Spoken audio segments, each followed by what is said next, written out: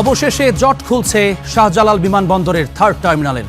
জুলাইয়ে জাপানের সঙ্গে চুক্তি সই, 16 ডিসেম্বরই চালুর আশা। এখন পর্যন্ত আমরা 16 ডিসেম্বরে ওপেন করব এই হিসেবে আমরা কিন্তু এগিয়ে যাচ্ছি।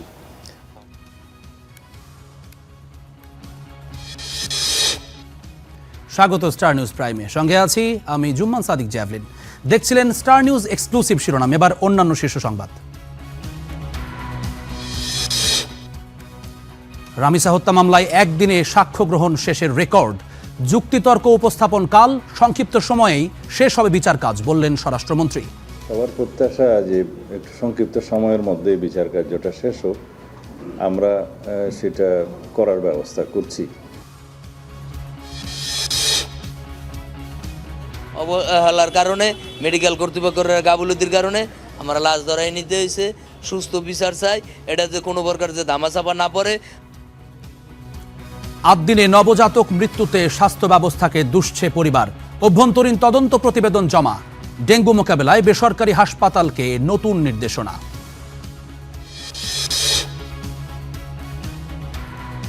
মৃত্যুর পর মায়ের মরদেহে পচন, জানেন না বুয়েট শিক্ষক, সচিব সহ সন্তানরা। 999-এ ফোন দেওয়ার পর লাশ উদ্ধার, মৃত্যুর কারণ খুঁজছে পুলিশ। এই চিহ্নিত দোষরকে কিভাবে এইখানে চেয়ারম্যান করা হচ্ছে? ইসলামী ব্যাংকের চেয়ারম্যানের অপসারণ দাবিতে রাজধানী সহ বিভিন্ন জেলায় বিক্ষোভ। সরকারের বিরুদ্ধে ব্যাংক দখলের অভিযোগ জামায়াত আমিরের। দুষ্ট গাড়ির সামনে দাঁড়িয়ে গিয়ে বলবো, stop here, don't proceed further, তোমাদেরকে আর সামনে আগাতে দেওয়া হবে না। তমা কনস্ট্রাকশন সহ 16 প্রতিষ্ঠান ও ব্যক্তির কাছে এনবিআর এর পাওনা প্রায় 14,000 কোটি টাকা। দ্রুত মামলা নিষ্পত্তি চেয়ে অ্যাটর্নি জেনারেলকে চিঠি।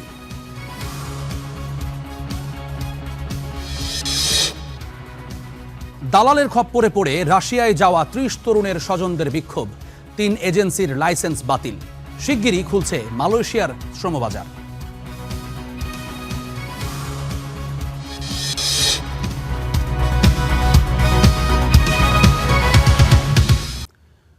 জট খুলতে শুরু করেছে শাহজালাল বিমানবন্দরের থার্ড টার্মিনালের। এটি চালু করতে জাপানের সঙ্গে চুক্তি সই হবে জুলাইয়ে। এরই মধ্যে সরকারের পক্ষ থেকে পাঠানো হয়েছে সেই প্রস্তাব। সেটি হলে 6 মাসের মধ্যেই চালু হবে এই টার্মিনাল। বিস্তারিত জানাচ্ছেন নাইম আবির।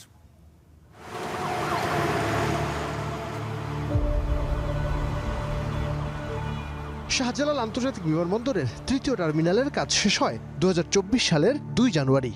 তবে 2.5 বছর পেরিয়ে গেলেও চালু করা যায়নি এই টার্মিনাল।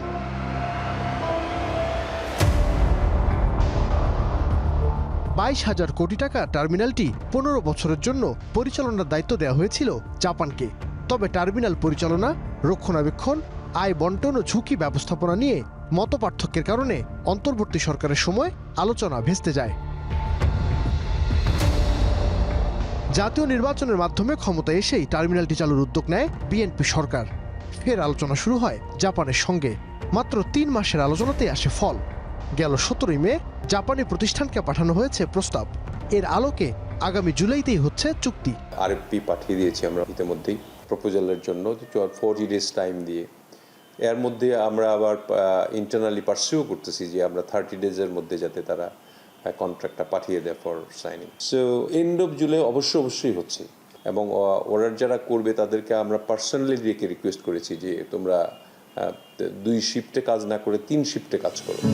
প্রস্তাব অনুযায়ী থার্ড টার্মিনালে 4টি গুরুত্বপূর্ণ খাত, বন্দর উন্নয়ন ফি, লাউঞ্জ, কার্গো হ্যান্ডলিং ও কার পার্কিংয়ের ভাড়া থেকে রাজস্ব আদায়ের দায়িত্ব থাকবে জাপানি কনসোর্টিয়ামের হাতে। আর ওভারফ্লাই চার্জ ও বিমান অবতরণ ফি থাকবে সিভিল এভিয়েশনের কাছে। এছাড়া কাস্টমস, নিরাপত্তা ও ইমিগ্রেশন কার্যক্রমও চলবে বাংলাদেশের তত্ত্বাবধানে। এতগুলি অবস্থা পেরিয়ে আসতে হলো আমাদের এই 3 মাসের মধ্যেই। আপনার 5 বার আমরা মিটিং করেছি, including aviation minister of Japan. আমরা তাদের নিয়ে ফরেন মিনিস্ট্রির সাহায্য নিয়ে তাদেরকে বারবার এটাকে কনসিডার করার জন্য 1টা, 2টা, 3টা, 4টা পর্যন্ত, 5টা পর্যন্ত মিটিং আমরা করেছি। এরই মধ্যে থার্ড টার্মিনালের গ্রাউন্ড হ্যান্ডলিংয়ে আগ্রহ দেখিয়েছে বিশ্বখ্যাত এয়ারপোর্ট হ্যান্ডলার প্রতিষ্ঠান লন্ডনের মেনজিস এভিয়েশন, তুরস্কের চেলেভি এভিয়েশন ও সংযুক্ত আরব আমিরাতের ডানাটা। আমাদের এই এয়ারপোর্টের জন্য থার্ড টার্মিনালের জন্য এগুলি দরকারও হবে, সেগুলি আমরা একদম স্বচ্ছতার মাধ্যমে, যেটা হলে বাংলাদেশের আয় হবে বেশি কম্পারেটিভলি এবং জন দুর্ভোগ কম হবে, যাত্রী সেবা বেশি পাবে, সেগুলি চিন্তা ভাবনা করে আমরা কিন্তু এই কাজগুলি দেওয়ার জন্য আমরা যে আমাদের কনসোর্টিয়াম আছে তাদেরকে অনুরোধ করব। সব ঠিক থাকলে আগামী 16 ডিসেম্বর বিজয় দিবসেই চালু হবে অত্যাধুনিক এই টার্মিনাল। 16 ডিসেম্বরের মধ্যে আমরা শুরু করতে পারব। নাইম আবির, স্টার নিউজ, ঢাকা। রামিসা হত্যা মামলায় একদিনে সাক্ষ্য গ্রহণ শেষের রেকর্ড। ঢাকার শিশু সহিংসতা দমন ট্রাইব্যুনালে বাবা মা, তদন্ত কর্মকর্তা সহ সাক্ষ্য দিয়েছেন 16 জন। বুধবার আসামিপক্ষের আত্মপক্ষ সমর্থনের পর ঠিক হবে যুক্তিতর্ক উপস্থাপনের দিনক্ষণ। এর আগে স্বজনদের দেয়া সাক্ষ্যে উঠে আসে ওই হত্যাকাণ্ডের নৃশংসতার বর্ণনা। পরে শিশুটির বাবা বলেন, সংসদে এমন আইন করা প্রয়োজন যাতে স্বীকারোক্তির 1 মাসের মধ্যেই সাজা নিশ্চিত করা যায়। কড়া নিরাপত্তার মধ্যে ঢাকার কেন্দ্রীয় কারাগার থেকে রামিসা হত্যা মামলার আসামি সোহেল রানা ও কাশিমপুর কারাগার থেকে তার স্ত্রী স্বপ্না আক্তারকে আনা হয় আদালতে। আদালতে সাক্ষী দিতে আসেন রামিসার পরিবারের সদস্য সহ 16 জন। রামিসার বাবার জবানবন্দির মধ্যে দিয়েই শুরু হয় সাক্ষ্য গ্রহণ। এতেই হত্যাকাণ্ডের লোমহর্ষক বর্ণনা দেন শিশুটির বাবা মা। উঠে আসে সোহেলের নৃশংসতার চিত্র। তাদের শয়নকক্ষে এবং তাদের ব্যবহৃত বাথরুম এবং ফ্লোরে সমস্ত আলামত, ধর্ষণ এবং হত্যাকাণ্ড পরবর্তী যে আলামতগুলো সব পাওয়া গিয়েছে। মানুষ মিথ্যা কথা বলতে পারে, কিন্তু সার্কামস্টেন্সিয়াল এভিডেন্স কখনো মিথ্যা কথা বলে না। মাননীয় ট্রাইব্যুনাল আগামীকাল আসামি পরীক্ষা করে তার বিবেচনায় যেদিন যথোপযুক্ত মনে করেন সেদিন আর্গুমেন্টের জন্য তারিখ নির্ধারণ করলে সেই তারিখে এসে যুক্তিতর্ক বা আর্গুমেন্ট আমরা করিব। তবে আসামিপক্ষের আইনজীবীর দাবি, রামিসাকে ধর্ষণের পর হত্যার প্রত্যক্ষ কোনো জবানবন্দি দেননি সাক্ষীরা। আজকে এই মামলায় 16 জন সাক্ষীর জন্য দিন ধার্য ছিল। 16 জন সাক্ষী সাক্ষ্য সমাপ্ত হয়েছে, রাষ্ট্রপক্ষের সাক্ষী উপস্থাপন সম্পূর্ণ হয়েছে। আগামীকালকে এই মামলার 342 বা আসামির আত্মপক্ষ সমর্থনের জন্য দিন ধার্য আছে। পরে আদালত প্রাঙ্গণে সন্তান হত্যার ন্যায় বিচার ও সর্বোচ্চ শাস্তি চান রামিসার বাবা। এটা একটা ন্যায় এবং সুষ্ঠু বিচার এবং সেই বিচারের দ্রুত কার্যকারিতা, এবং এর পাশাপাশি বাংলাদেশের আর কোনো বাবা মার বুক যেন এরকম নির্মমভাবে খালি না হয়, কোনো বাবা মার বুক যেন এইভাবে ভেঙে না যায়, কোনো বাবা মা যেন আমার মতো এই বাক্যটে এসে দাঁড়াতে না হয়। বুধবার আসামিপক্ষের আত্মপক্ষ সমর্থনের যুক্তি উপস্থাপন শেষে যুক্তিতর্ক উপস্থাপনের দিন ঠিক করেন ঢাকার শিশু সহিংসতা দমন tribunal. Taslim Hossain Roni, star news, Dhaka. সংক্ষিপ্ত সময়ের মধ্যে রামিসা হত্যার বিচার শেষ হবে বলে আশ্বস্ত করেছেন স্বরাষ্ট্রমন্ত্রী। আর আদ্দিন হাসপাতালে 6 শিশুর মৃত্যুর কারণ জানতে ময়নাতদন্ত প্রতিবেদনের অপেক্ষায় আছে সরকার, নয়তো বিচারিক প্রক্রিয়ায় আসামিপক্ষ সুবিধা পেতে পারে বলেও সতর্ক করেছেন তিনি। সচিবালয়ে নিজ দপ্তরে যে কোনো অবৈধ পুশব্যাকের বিপক্ষে সরকারের অবস্থানের কথাও স্পষ্ট করেছেন মন্ত্রী। সরকারের হস্তক্ষেপে দ্রুততম সময়ে শুরু হয়েছে রামিসা হত্যার বিচার।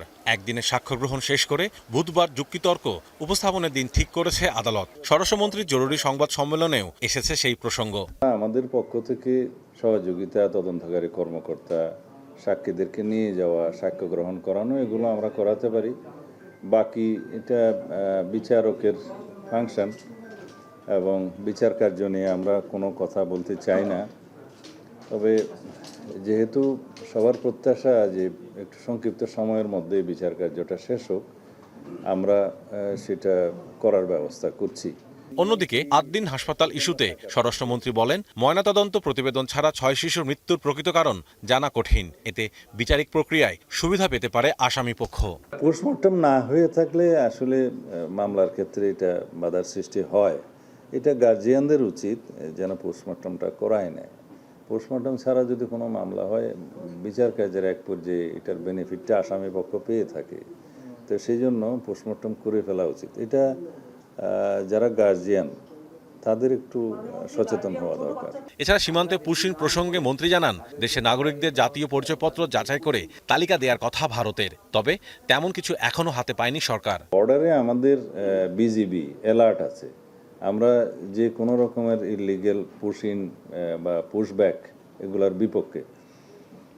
কিন্তু যদি বাংলাদেশের কোনো সিটিজেন কোনো কারণেই হোক যদি সেই দেশে যে থাকে, তাদের যদি ন্যাশনাল আইডেন্টিফিকেশন ভেরিফিকেশন করা হয়, আমরা এটাকে বলি যে ন্যাশনাল আইডি ভেরিফিকেশন করে যদি কেন্দ্রীয় সরকারের তরফ থেকে সেরকম কোনো তালিকা আমাদের পররাষ্ট্র মন্ত্রণালয়ে প্রেরণ করে, তারা সেটা আইনানুগভাবে রিপেট্রিয়েশন প্রসেসটা ফলো করবে, সেরকম কোনো বিষয় আমাদের কাছে এখনো পর্যন্ত পেন্ডিং নাই।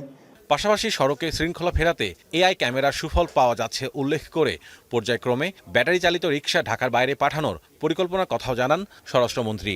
তাদেরকে যাতে মেট্রো এরিয়ার বাইরে অন্যভাবে প্রোভাইড করা যায়, বেকারত্ব সৃষ্টি না হয়।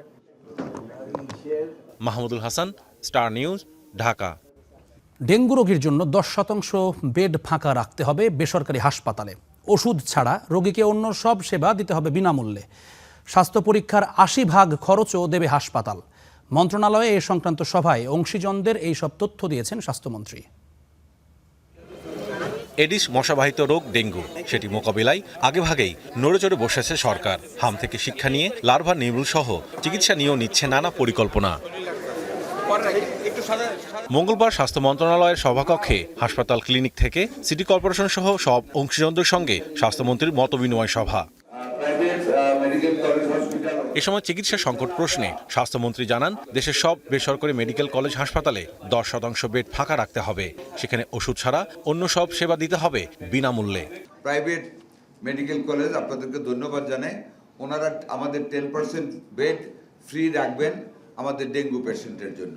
সেইখানে ডাক্তারদের চার্জ নেবেন না, শুধু ওষুধের টাকা এবং খাবার টাকা রোগী ম্যানেজ করবে। আর investigation 80% free for all the dengue patients irrespective of rich or poor. রোগীর দুর্ভোগ কমাতে বিভাগীয় শহরে চিকিৎসকদের প্রশিক্ষণের পাশাপাশি জেলা পর্যায়ে দক্ষতা বাড়াতে পদক্ষেপ নেওয়ার কথাও জানিয়েছেন মন্ত্রী। ডিচ, মজা পুকুর, ক্যানেল, গাড়ির গ্যারেজে ধুয়ে চিপার ভিতরে পানি রাখে, এইগুলি বাড়ির ছাদ আমরা ম্যান্ডেটরি করব মোবাইল কোড দিয়ে। প্রত্যেকটা সন্দেহজনক বাড়িতে যেগুলির ছাদে ওই টব আছে এগুলিকে চেক করার জন্য, যদি না দেয় আমরা মোবাইল কোড করে জরিমানার ব্যবস্থা করব। মানে এক্সট্রিম ওয়ার্ক আমরা শুরু করতে যাচ্ছি অল ওভার দ্য কান্ট্রি। এছাড়া চিকিৎসা পদ্ধতি নিয়ে আলোচনায় ওষুধ প্রয়োগে নির্দিষ্ট নিয়ম মেনে চলার দিক নির্দেশনাও দেওয়া হয়েছে। ট্রিটমেন্ট শেখানোর জন্য। Mahmudul Hasan, star news, Dhaka. ভিন্ন প্রসঙ্গ, ইসলামী ব্যাংকের নতুন চেয়ারম্যান খুরশিদ আলমের নিয়োগ বাতিল এবং সাবেক এমডি ওমর ফারুক খানকে পুনর্বহালের দাবিতে আজও আন্দোলন করেছেন গ্রাহকরা। রাজধানীর মতিঝিলে সচেতন গ্রাহক ফোরামের ব্যানারে চলছে এই কর্মসূচি। এদিকে ঢাকার বাইরে চট্টগ্রাম সহ নানা জেলায় বিক্ষোভ হয়েছে। দাবি না মানলে দেয়া হয়েছে কঠোর আন্দোলনের হুঁশিয়ারি। ইসলামী ব্যাংকের নতুন চেয়ারম্যান খুরশিদ আলমের নিয়োগ বাতিল সহ 7 দফা দাবিতে মঙ্গলবার আবারও আন্দোলনে নেমেছে সচেতন গ্রাহক ফোরাম। মতিঝিলে সকাল 9টা থেকে ইসলামী ব্যাংকের প্রধান কার্যালয়ের সামনে এই কর্মসূচি শুরু হয়। আন্দোলনকারীদের দাবি, সরকার ও বাংলাদেশ ব্যাংক ষড়যন্ত্র করে ব্যাংকটিকে আবারও লুটেরাদের হাতে তুলে দিচ্ছে। গ্রাহকদের আন্দোলনকে কেন্দ্রীয় ব্যাংক অন্য খাতে নেওয়ার চেষ্টা করছে বলেও অভিযোগ করেন তারা। আমরা ভেবেছিলাম সেই ফ্যাসিস্ট চলে গেলেও বাংলাদেশে আবার নতুন একটি সরকার প্রতিষ্ঠিত হবে, সেই সরকারের মাধ্যমে ইসলামী ব্যাংক তাদের পুনরুদ্ধার পুরানো গৌরব আবার ফিরে পাবে। বাংলার জনতা যখন এক হয়ে যায়, এই দেশে দোসর, ডাকাত, স্বৈরাচার শেখ হাসিনাকে সরাতেও সময় লাগে না। আন্দোলনকারীদের 7 দফার দাবির মধ্যে আছে ইসলামী ব্যাংকের বর্তমান পর্ষদ ভেঙে দিয়ে অর্থনীতিবিদদের সমন্বয়ে নতুন পর্ষদ পুনর্গঠন করা। দাবি আদায় না হলে আন্দোলন চালিয়ে যাওয়ার ঘোষণা দেওয়া হয়েছে। এখান থেকে সরানো ছাড়া, তাকে এখান থেকে অপসারণ ছাড়া আমরা এখানেই থাকবো ইনশাআল্লাহ। নতুন সরকার আসবে, এই নতুন সরকার এসে দেশে এই ব্যাংকটিকে আবার তারা আগের জায়গায় ফিরিয়ে দিয়ে তার সুনাম ফিরিয়ে আনবে। সোমবার রাতে অনুষ্ঠিত পরিচালনা পর্ষদের অনলাইন সভায় এমডি ওমর ফারুক খানের পদত্যাগপত্র গৃহীত হয়েছে। এই সভা নিয়ে প্রশ্ন উঠলেও একে বৈধ বলছে বাংলাদেশ ব্যাংক। আমরা যে জুম মিটিং করাটাকে নিষিদ্ধ করেছিলাম, যে বা কোনো পরিচালক বা পর্ষদ সদস্য জুমে অ্যাটেন্ড করতে পারবে না, এটা নিষেধ করেছিলাম কেন? যদি জুমেই মিটিং করার জন্য সুযোগ পেত, তারা ওই পদটাকেও আঁকড়ে ধরে রাখতো। আবার একই সাথে তার বিরুদ্ধে যে বিপুল অ্যালিগেশন ছিল ওই সকল পরিচালকদের বা পর্ষদ সদস্যের বিরুদ্ধে, সেগুলোকে তারা ভ্রুক্ষেপ করতো না। এদিকে ঢাকার বাইরে চট্টগ্রাম, রাজশাহী সহ বিভিন্ন জেলায় একই দাবিতে কর্মসূচি পালন করেছে ইসলামী ব্যাংকের সচেতন গ্রাহক ফোরাম। নতুন চেয়ারম্যানের নামে দুর্নীতির অভিযোগ আছে উল্লেখ করে দ্রুত তার অপসারণ চেয়েছেন আন্দোলনকারীরা। 2017 সালে ইসলামী ব্যাংকের উপরে হায়না থাবা দিয়ে ইসলামী ব্যাংকের অর্থগুলোকে তারা ছিঁড়ে ছিঁড়ে খেয়েছে। ইসলামী ব্যাংকে তারা ধ্বংস করতে পারে নাই। খুরশেদ আলম নামে ব্যাংক ডাকাতকে আবার নতুন ভাবে চেয়ারম্যান হিসেবে এই ইসলামী ব্যাংকে নিয়োগ করা হয়েছে। তারই প্রতিবাদে গতকালকে ঢাকাতে যে গ্রাহকদের উপরে নির্লজ্জভাবে ফ্যাসিস্টের মতো আক্রমণ করা হয়েছে, আজকে রাজশাহীর সমাবেশ থেকে তার তীব্র এবং নিন্দা প্রতিবাদ জানালাম। এছাড়াও নড়াইল, মাগুরা, মুন্সিগঞ্জ, জয়পুরহাট, ঝিনাইদহেও কর্মসূচি পালন করেছেন ব্যাংকের গ্রাহক, ব্যবসায়ী সহ বিভিন্ন শ্রেণী পেশার মানুষ। আতাউর নিয়ন, স্টার নিউজ, ঢাকা। বর্তমান সরকার বিভিন্ন জায়গায় সন্ত্রাসী কায়দায় ব্যাংক দখলের চেষ্টা করছে বলে অভিযোগ করেছেন জামায়াত আমির শফিকুর রহমান। এমন পরিস্থিতি দেশের অর্থনীতির জন্য হুমকির বলে মন্তব্য করেন তিনি। সিলেটে সুধী সমাবেশে এসব কথা বলেন জামায়াত আমির। এর আগে ধর্ষণ ও হত্যার শিকার শিশু ফাহিমার পরিবারের সঙ্গে সাক্ষাৎ করেন তিনি। সিলেটে ধর্ষণ ও হত্যার শিকার শিশু ফাহিমার বাড়িতে বিরোধী দলীয় নেতা ও জামায়াত আমির শফিকুর রহমান পরিবারের সদস্যের সঙ্গে সাক্ষাৎ করে খোঁজ খবর নেন তাদের।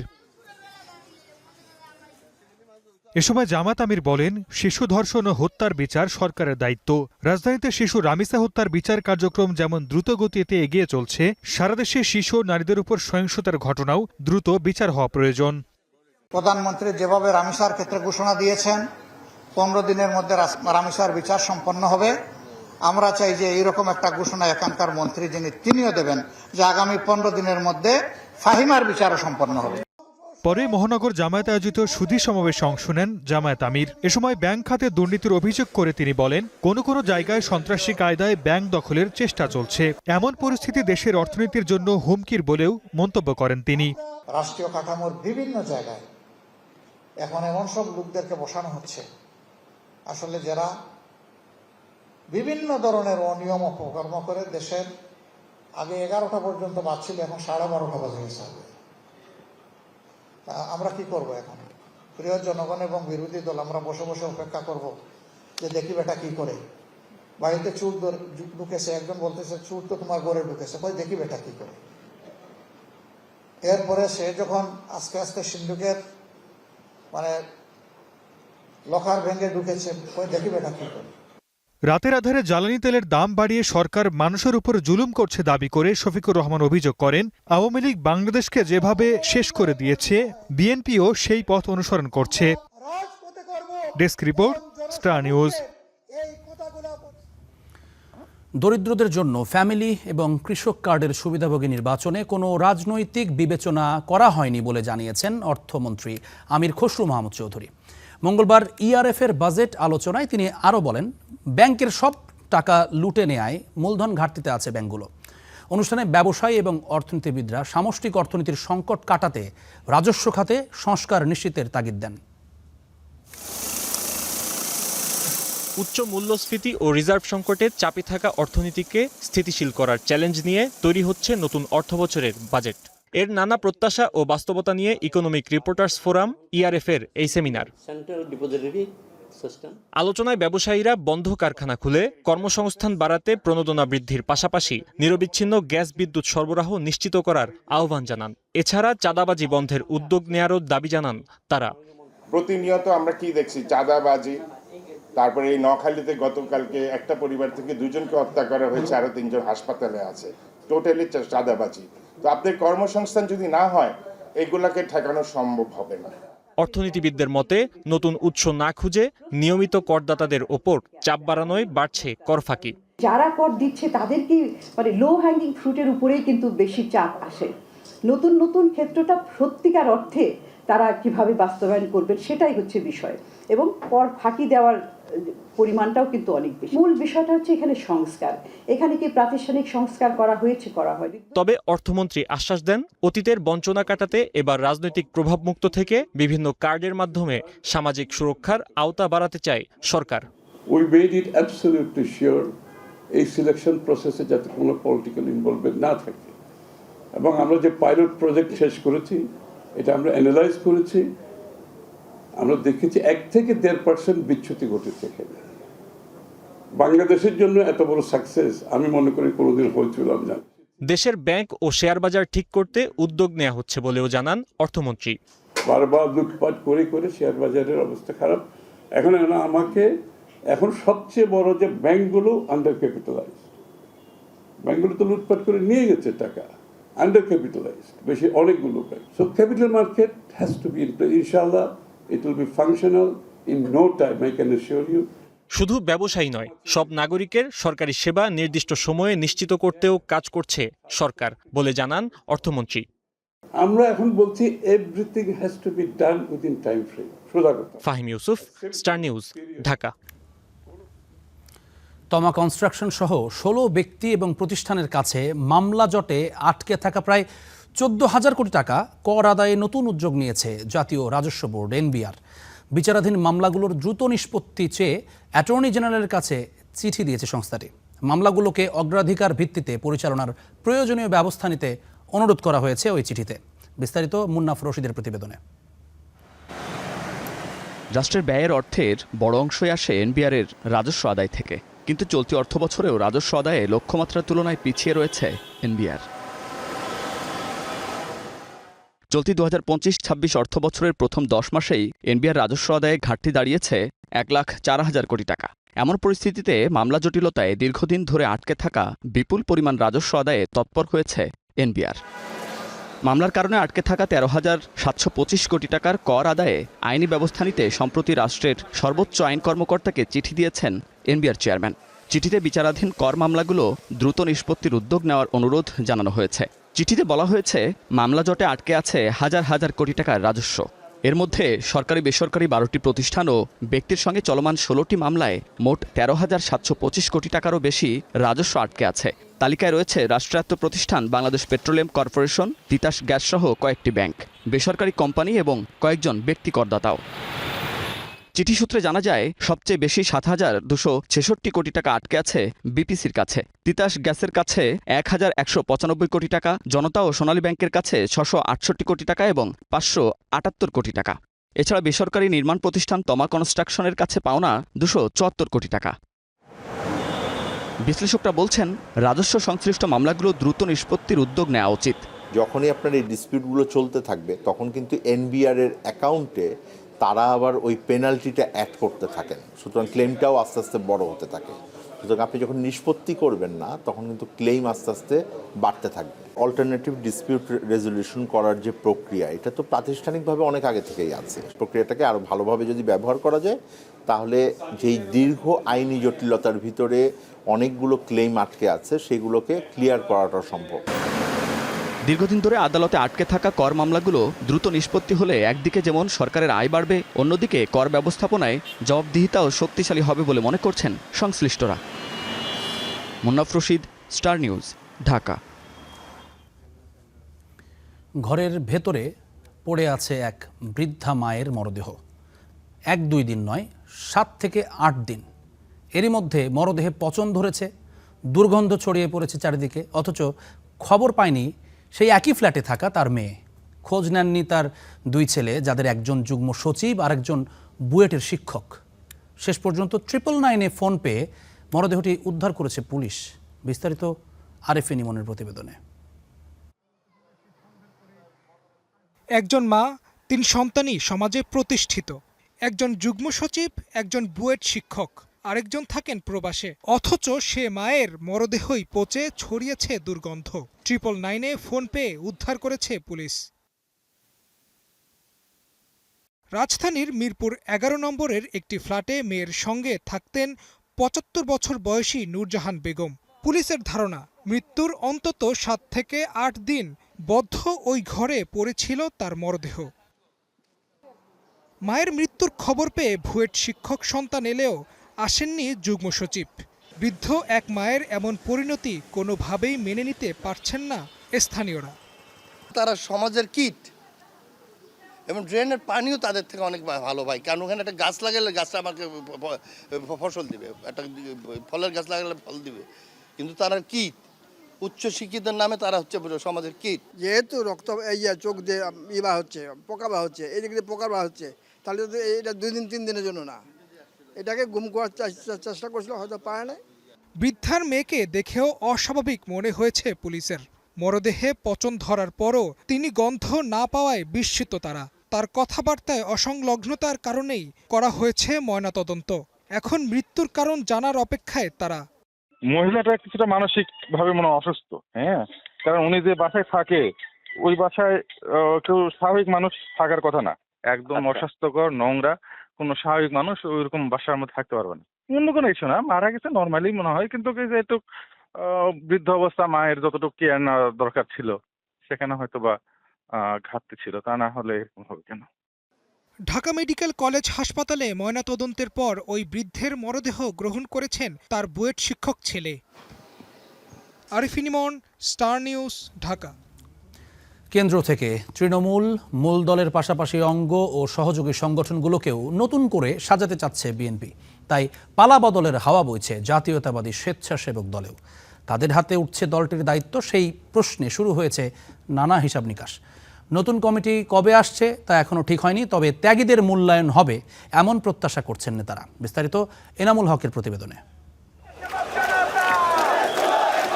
1.5 দশকের আন্দোলন আর রক্ত ঝরানো রাজপথ পেরিয়ে রাষ্ট্র ক্ষমতায় বিএনপি। সংগ্রাম আর দুঃসাহসী সেই দিনগুলোতে সামনের সারিতে থেকে লড়াই করেছে জাতীয়তাবাদী স্বেচ্ছাসেবক দলের নেতাকর্মীরা। দিন বদলেছে, পাল্টেছে নেতাকর্মীদের ভূমিকাও। তাই সরকার ও দলকে আলাদা করতে মনোযোগী বিএনপি। পাশাপাশি রাজপথে সক্রিয়তা নিশ্চিতে ঢেলে সাজানো হচ্ছে স্বেচ্ছাসেবক দলকে। সারা দেশে আমাদের 81টি সাংগঠনিক জেলা এবং প্রায় 5 শতাধিক উপজেলা, পৌরসভা মিলিয়ে সবগুলোতে আমাদের কমিটি আছে। এর মধ্যে 80টি জেলায় একটা জেলা আমার 80টি জেলা কমিটি আছে এবং পূর্ণাঙ্গ কমিটি নাই, আহ্বায়ক কমিটি কোথাও কোথাও পূর্ণাঙ্গ কমিটি। আমরা এটাকে শৃঙ্খলা বজায় রাখার চেষ্টা করছি। পার্টির চেয়ারম্যান মাননীয় প্রধানমন্ত্রী জনাব তারেক রহমান সাহেব অবশ্যই দীর্ঘ 16-17 বছরে যারা নির্যাতিত, নিপীড়িত, বিভিন্ন মামলা, হামলা, গুমের শিকার হয়েছে এবং যাদেরকে দিয়ে সংগঠন পরিচালনা করলে সংগঠন আরও গতিশীল হবে, সরকারের ভাবমূর্তি রক্ষা হবে, তাদেরকে দিয়ে উনি নেতৃত্ব নির্বাচন করবেন বলে আমরা বিশ্বাস করি। এদিকে শুধু রাজনীতির ময়দান নয়, এরই মধ্যে বিএনপি চেয়ারম্যানের কাছ থেকে প্রতিটি সদস্যকে জনগণের সেবক হিসেবে গড়ে তোলার নির্দেশনাও পেয়েছেন নেতারা। যে রাজনীতি মানে তো সবসময় রাজপথে মিছিল বা হরতাল অবরোধে ভূমিকা রাখা না, মানবিক কাজগুলোকেও কিন্তু এগিয়ে নিয়ে রাজনীতিটাকে সমৃদ্ধ করা যায়। দীর্ঘদিনের একটি আন্দোলনের অভিজ্ঞতা আছে, লড়াই সংগ্রামের অভিজ্ঞতা আছে, রাজপথে রক্ত দেওয়ার অভিজ্ঞতা আছে।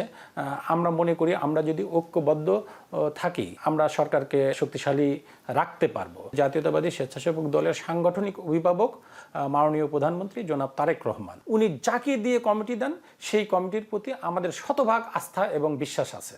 পাশাপাশি তাদের প্রত্যাশা রাজপথের নির্যাতিত ও যোগ্য কর্মীদের মূল্যায়ন করবে দল। আমার নামও 213টি মামলা ছিল, জেল জুলুম আমাদের অনেক হয়েছে। আমরা ধান খেতে ঘুমিয়েছি, গাছে ঘুমিয়েছি, মসজিদে ঘুমিয়েছি, অনেক যোদ্ধা মারা গিয়েছে। আমাদের পার্টির চেয়ারম্যান, আমাদের অভিভাবক, তিনি একটি সুন্দর কমিটি উপহার দেন, যেই কমিটি নিয়ে তিনি মানবিক বাংলাদেশ গঠন করতে চান। এবং ত্যাগীরা, ত্যাগ তো সবারই আছে, সেই ত্যাগের মধ্য দিয়েই সর্বোচ্চটা দিয়ে উনি দেওয়ার চেষ্টা করবেন। এ অবস্থায় পদায়নের ক্ষেত্রে কোন কোন বিষয়কে আমলে নেওয়া হচ্ছে সে প্রশ্ন ছিল বিএনপির সিনিয়র যুগ্ম মহাসচিবের কাছে। একটা আন্দোলন তো অতিবাহিত হয়ে গেছে, বয়ে গেছে দেশের মধ্যে। এদের ভূমিকা কি ছিল, এরা কতটুকু আন্তরিক ছিল, কতটুকু তারা রাজপথে উপস্থিতি দেখাতে পেরেছে, এটা বিবেচনা করা হবে। তারপরে তার নেতৃত্বের কোয়ালিটি, সে কেমন ভালো বক্তৃতা করে কিনা, সে কতদিন হলো স্বেচ্ছাসেবক দল করে, তার আগে সে কি করেছে, তুমি সক্রিয় ছিল না, তুমি আন্দোলনে অংশগ্রহণ করনি, তাকে দেবে কেন? ক্লোজ মনিটরিং করেছেন দলের চেয়ারম্যান, গণপ্রজাতন্ত্রী বাংলাদেশ সরকারের প্রধানমন্ত্রী স্বয়ং। তো সুতরাং এখান থেকে মানে পাশ কাটিয়ে হঠাৎ কেউ মানে নতুন গজিয়ে ওঠা কোনো ব্যক্তি নেতা হয়ে যাবেন, এটা হওয়ার আমার মনে হয় এখন কোনো সুযোগ নেই। এস.এম. জিলানীকে সভাপতি ও রাজীব হাসানকে সাধারণ সম্পাদক করে 2022 সালে দেওয়া হয়েছিল স্বেচ্ছাসেবক দলের কেন্দ্রীয় কমিটি। 3 বছর মেয়াদী ওই কমিটির মেয়াদ শেষ হয়েছে গত সেপ্টেম্বরে। Enamul Haque, star news, Dhaka. 2027 সালের এসএসসি পরীক্ষার সূচি আবারও পরিবর্তন হতে পারে বলে আভাস দিয়েছেন শিক্ষামন্ত্রী এহসানুল হক মিলন। দুপুরে সচিবালয়ে এই সংক্রান্ত সভা শেষে তিনি জানিয়েছেন কথা। বলেন, পরীক্ষার সময় এগিয়ে আনাতে সামাজিক যোগাযোগ মাধ্যম সহ নানা পর্যায়ে সমালোচনা হচ্ছে। অংশীজনরা চাইলে পরীক্ষার সূচি আবারও পরিবর্তন হতে পারে। এর আগে 2027 সালের এসএসসি ও সমমানের পরীক্ষা ওই বছরের 7 জানুয়ারির শুরুর ঘোষণা দিয়েছিলেন শিক্ষামন্ত্রী। এ সময় সেশন জট কমিয়ে আনার বিষয়ে সরকার পরিকল্পনা করছে বলেও জানান তিনি।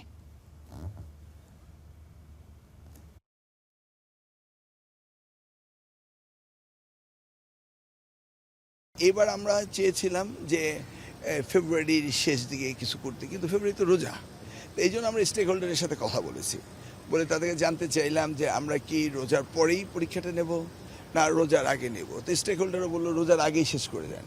সেই জন্য আমরা 7ই জানুয়ারি শুরু করব এবং 8ই ফেব্রুয়ারি আমরা শেষ করে দেব। একটু লম্বা রুটিন দিয়েছি। এখন আবার সোশ্যাল মিডিয়াতে সবাই বলছে যে না, এটা বেশ এগিয়ে গিয়েছে। বেশ না, কারণ সিলেবাস শেষ হচ্ছে, সবই ঠিক আছে। এখন আমরা তো স্টেক হোল্ডারের সাথে কথা বলেই কাজ করছি। স্বল্পোন্নত দেশের তালিকা থেকে উত্তরণে বাংলাদেশের পক্ষ থেকে 3 বছর সময় বাড়ানোর আবেদনকে সমর্থন করেছে জাতিসংঘের committee for development policy CDP.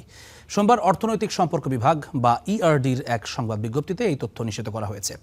সিডিপির chairman অধ্যাপক হোসে আন্তোনিও ওকাম্পো বাংলাদেশ সরকারকে জানিয়েছেন, কমিটির মূল্যায়নে প্রস্তুতিকাল বৃদ্ধি যথাযথ বলে বিবেচিত হয়েছে। তবে এই সময়ের মধ্যে দেশের কাঠামোগত দুর্বলতা দূর করতে প্রয়োজনীয় সংস্কারে দৃশ্যমান অগ্রগতি নিশ্চিত করতে হবে। মূল্যায়নে আরও বলা হয়েছে, বাংলাদেশ এলডিসি উত্তরণের 3টি সূচকেই নির্ধারিত মান উল্লেখযোগ্য ব্যবধানে অতিক্রম করেছে। নিকট ও মধ্যমেয়াদে এই অবস্থান থেকে পিছিয়ে পড়ার ঝুঁকিও খুব কম। তবে মধ্যপ্রাচ্যের সংকট, বৈশ্বিক জ্বালানি ও সরবরাহ ব্যবস্থার অনিশ্চয়তা এবং আন্তর্জাতিক বাণিজ্য পরিবেশের পরিবর্তন উত্তরণ প্রস্তুতিতে প্রভাব ফেলতে পারে বলে উল্লেখ করেছে সংস্থাটি। একই সঙ্গে আর্থিক খাতের স্থিতিশীলতা, কর আহরণ বৃদ্ধি, অভ্যন্তরীণ সম্পদ সংগ্রহ, উৎপাদন সক্ষমতা বৃদ্ধি, অর্থনীতির বহুমুখীকরণ এবং বেসরকারি খাতকে প্রস্তুত করার মতো সংস্কার কার্যক্রম দ্রুত বাস্তবায়নের তাগিদ দিয়েছে সিডিপি।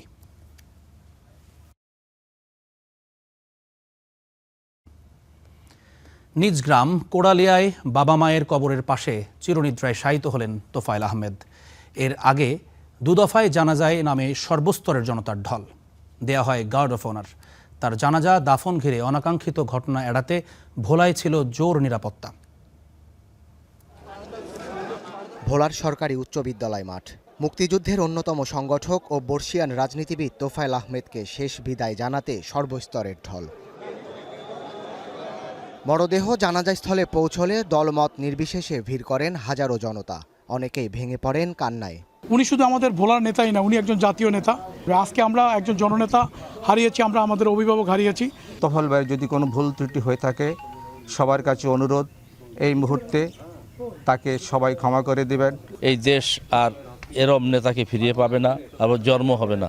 গার্ড অফ অনার আর ফুলেল শ্রদ্ধা শেষে হয় জানাজা। তার আত্মার মাগফিরাত কামনায় হয় বিশেষ দোয়া। এরপর মরদেহ নেওয়া হয় দিঘলদির কোড়ালিয়া গ্রামের বাড়িতে। সেখানে আরেকটি জানাজা শেষে বাবা মায়ের পাশে চিরনিদ্রায় শায়িত হন পারিবারিক কবরস্থানে। আমি আমার আব্বার যা স্বপ্ন, আমাদের বৃদ্ধাশ্রম একটা আছে বা আব্বার ফাউন্ডেশনটা আছে, হসপিটালটা করছিলেন, জাস্ট এই কটা জিনিস আমি আব্বার যেটুকু স্বপ্ন আছে আমি চেষ্টা করব। আপনারা সবাই দোয়া করবেন, আল্লাহ যেন আমাকে সবসময় সহায় থাকেন। তার স্মৃতি আমাদের কাছে সবসময় চির অমলিন থাকবে। তার বিদায়ী আত্মার মাগফিরাত কামনা করি। এর আগে মঙ্গলবার বেলা 1:30টার দিকে হেলিকপ্টারে ভোলায় পৌঁছায় বর্ষিয়ান এই রাজনীতিকের মরদেহ। তাকে এক নজর দেখতে হেলিপ্যাড এলাকায় আগে থেকেই জমায়েত হন সর্বস্তরের জনতা। ভোলার গর্ব, আজ তিনি আমাদের মাঝ থেকে চিরবিদায় নিয়েছেন। ভোলার 20 লক্ষ মানুষ আজকে শোকাহত। তার মতো একজন নেতার নেতৃত্ব পেয়ে আজ আমরা শোকাহত। তার এই জানাজা ও দাফন ঘিরে অনাকাঙ্ক্ষিত ঘটনা এড়াতে নেওয়া হয় বাড়তি নিরাপত্তা। সোমবার রাজধানীর স্কয়ার হাসপাতালে চিকিৎসাধীন অবস্থায় মৃত্যু হয় 9 বারের এই সংসদ সদস্যের। Desk report, star news. তীব্র গরমে হাঁসফাঁস জনজীবন, এমন তাপপ্রবাহ আরও কয়েকদিন চলবে বলে জানাচ্ছে আবহাওয়া অধিদপ্তর। চলতি বর্ষা মৌসুমে স্বাভাবিকের তুলনায় কম বৃষ্টিপাতের পাশাপাশি একাধিক তাপপ্রবাহের আশঙ্কাও রয়েছে। ফলে গরমের অস্বস্তি দীর্ঘস্থায়ী হতে পারে বলে মনে করছে আবহাওয়া অধিদপ্তর। সারা দেশেই তীব্র গরম, নাজেহাল সাধারণ মানুষের জীবন, নাবিশ্বাস উঠছে খেটে খাওয়া মানুষের। খুলনা, রংপুর, ঢাকা, চট্টগ্রাম সহ দেশের বিভিন্ন বিভাগের উপর দিয়ে বর্তমানে বয়ে যাচ্ছে মৃদু তাপপ্রবাহ। এই রোদ গরমে যা কষ্ট, পেটের দায়, বাল বাচ্চা আমাদের মুখ পান্তাই গেছে ভাই। প্রচন্ড গরম, ভাড়া ভুজু কিছু নেই, রোদ দিয়ে দাঁড়ানো যাচ্ছে না। খেটে খাওয়া মানুষ রিক্সা ভ্যান অটো চালায়, তারা খুব কষ্ট পাচ্ছে। গতকালকে আর আজকে প্রচন্ড গরম। তবে আপাতত এই গরম থেকে মিলছে না মুক্তি। গরমের তীব্রতা থাকবে আরও কিছুদিন। আবহাওয়া অধিদপ্তর বলছে আগামী 4 বা 5 জুন পর্যন্ত অব্যাহত থাকতে পারে তীব্র গরম।